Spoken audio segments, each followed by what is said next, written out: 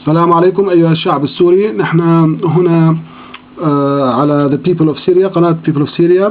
وصلتنا إيميل من الزميلة سولاف الماغوط، هي شاعرة من سوريا من منطقة السلمية، فحبت أنه ننشر لها مقالة على إذاعة the people of Syria، ونقرأ لكم إياها إن شاء الله، ولكن هي باللغة الإنجليزية إن شاء الله. طيب، this is the essay I ask you to broadcast in the people of Syria. Soulaf, yours sincerely. We'll carry on. It was Thursday, 12 April 2012.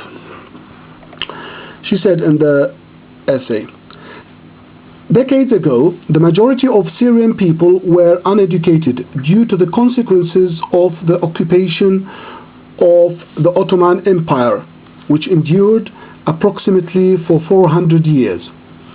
The majority of the population were slaves to their masters. Generation after generation, the Syrian used to obey the orders even though it is against their rights, and we nowadays harvest the consequences.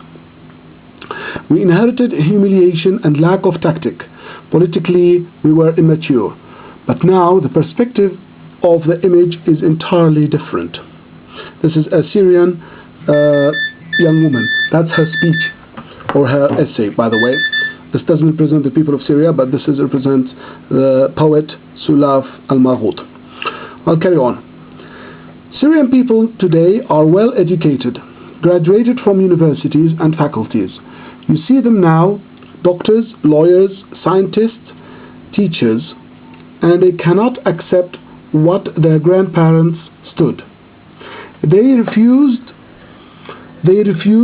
to be mesmerized by slogans the Arab leaders don't deliver and force the people to repeat them as if they are parrots. The anger against the injustice of the Assad family has begun since 2003, when the United States of America landed on the ground of Iraq in order to capture Saddam.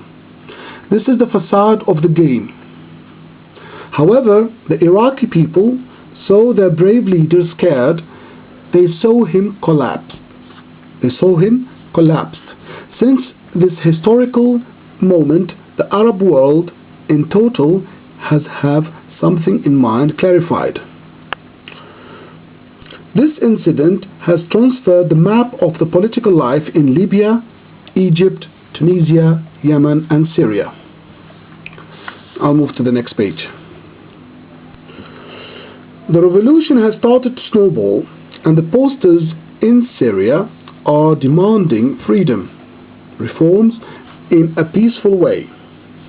These rights, the very simple rights, cost them souls and bodies. Children before adults. On the other hand, this tragedy gave us strength and a hope of a beautiful tomorrow.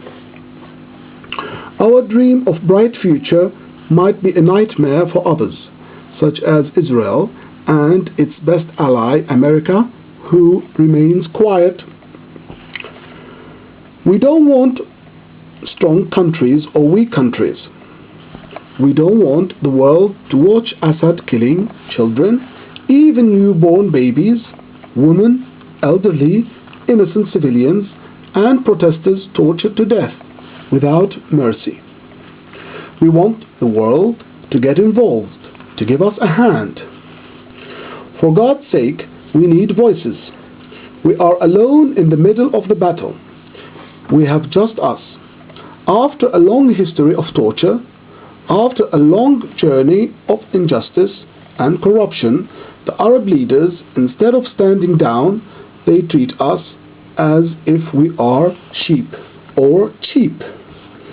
We are the majority, we are millions, simmering, and they are few. We will rule the country, not them. We all Arab countries have benefited from the experience of war in Iraq. We learned that Saddam wasn't a hero, he wasn't the god to worship. We saw him riding his white horse with a sword in his hand as if he is a knight to inflame the enthusiasm of the Arab world, whereas he is just a fallacy, gambling in his own people's life and money. On top of that, he is not the worst Arab leader on the scene, and that is exactly what the Arabs start to realize and recognize. So as you can see, the people of Syria, this is an article by a Syrian lady called Soulaf Almaghout from Assalamiyah. I just helped her to publish this letter. She is a colleague in Al-Tansiqiyya in London. And thank you so much for listening. And if somebody wants to send an email, a response to her article, this is the email, soulaf.akaba@yahoo.com. So for comments, you can return back your comments to her email directly. And thank you for listening. Assalamu alaikum wa rahmatullahi wa barakatuh.